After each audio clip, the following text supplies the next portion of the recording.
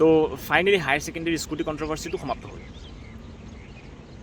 News ৰিপৰ্টাৰবিলাকে ষ্টুডেণ্টবিলাকৰ opinion ওলোৱা হ'ল বা আগতে যিবিলাকে ভিডিঅ' দিছিলে এতিয়া মেইন ষ্ট্ৰীম মিডিয়াটো ভালকৈ এইটো সম্প্ৰচাৰ নকৰা হ'ল। মোটামুটি টপিকটো কমপ্লিটলি ক্ল'জ হওঁ অৱস্থা। এতিয়া আকৌ মেৰিট লিষ্টখনো আহিলে। মেৰিট লিষ্টত কিমান ষ্টুডেণ্টছে পাইছে সেইটো মই পিছত কৈছোঁ, কিন্তু মেইন ষ্ট্ৰীম মিডিয়াই কমপ্লিটলি এইটো ইগন'ৰ কৰিলে বা আগতে যিটো ধৰণে মানে এইটো গুৰুত্ব দিছিলে মানে সেই গুৰুত্বটো এতিয়া বৰ্তমান হোৱা হ'ল।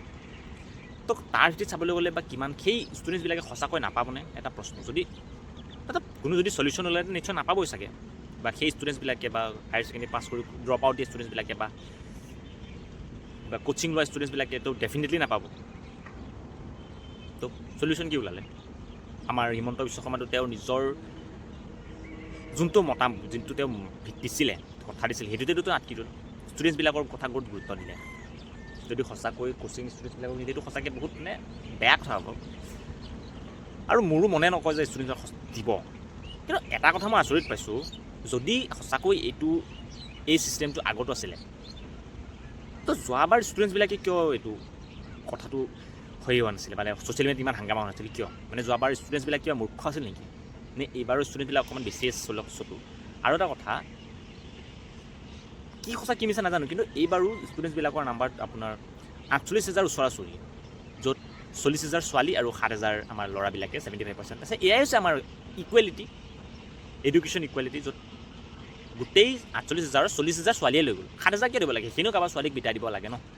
নিদিলেও হয়। ইকুৱেলিটিৰ নামত যদি আৰু ইমানখিনি ডিফাৰেঞ্চ হ'ব পাৰে আৰু তো মই এনেকুৱা হেৰিক মই এটা কথা থুই পতা। চ' মোৰ মনে নকয় যে ষ্টুডেণ্টছখিনিয়ে সঁচাকৈ জাষ্টিছ পাব বা কোচিং লোৱা ষ্টুডেণ্টছখিনি বা সেইখিনি ষ্টুডেণ্টছে সঁচাকৈ স্কুলখন পাব বুলি মোৰ মনে নকয়। কাৰণ যিহেতু মামাই নিজৰ কথাত অটল আছেই, ষ্টুডেণ্টছবিলাকে ক'ত আৰু ঘেণ্টালৈ জাষ্টিছ পাবনে এনেকৈ হ'লে?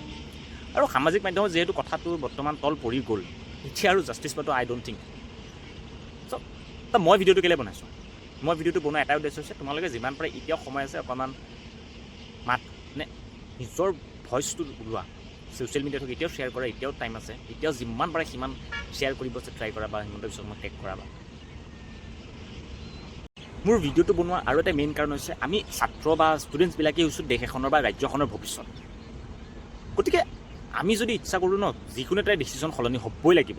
লাগে যদি 10,000 ষ্টুডেণ্টছো আহি পিনে প্ৰটেষ্টত লাগি যায় বা 5,000-6,000 ষ্টুডেণ্টছো যদি লাগি প্ৰটেষ্টত, এইবিলাক ডিচিশ্যন একদম সলনি হৈ যাব। কাৰণ যোগ্যজনে পাবই লাগিব। এইবিলাক নক্সা কৰি পিনে এইবিলাক কিবা কিবি টাৰ্মছ এণ্ড কণ্ডিশ্যন লগাই পিনে প্ৰাপ্যজনৰ পৰা এইটো কাঢ়ি লোৱাটোনো কেইখন কাঢ়িব এইটো? গতিকে তোমালোকৰ হাতত এতিয়া সময় আছে। ছ'চিয়েল মিডিয়াত যিমান পৰা হাংগামা লগোৱা, উই ৱান্ট জাষ্টিছ বুলি, উই ৱান্ট স্কুটি, যদি যোনজন যোগ্য তেওঁক দিবৰ কাৰণে সকলো ওলাই আহা। ষ্টুডেণ্টবিলাকৰ কথা কৈছোঁ, কাৰণ তোমালোকে বা আজি যোনজন হায়াৰ ছেকেণ্ডেৰী পাছ কৰি গ'ল তেওঁ বা তাৰপিছত এতিয়া যোনে ফাৰ্ষ্ট ইয়েৰ দি আছে, যোনে বা মেট্ৰিক দিয়ত দি আছে, তেওঁলোকে ওলাই আহি পিনে ছ'চিয়েল মিডিয়াত অকণমান নিজৰ ভইচটো ডাঙৰ কৰা। মানে সেই শ্বেয়াৰ টেগ কৰি বেলেগে কথা কৈছোঁ, বেলেগ চিঞৰ বাখৰ কৰিব নালাগে, টেগ কৰা, ডিচিশ্যনটো চেঞ্জ কৰিবলৈ, বাছ ইমানেই আৰু। বিশেষ তোমালোকে কি কৰিব? তাতকৈতো বেছি কৰিব নোৱাৰা। আৰু তাৰপিছত যদি পাৰিলে যাৰ 18 বছৰ নিদিবাই ভোট খেলা বিজেপিক।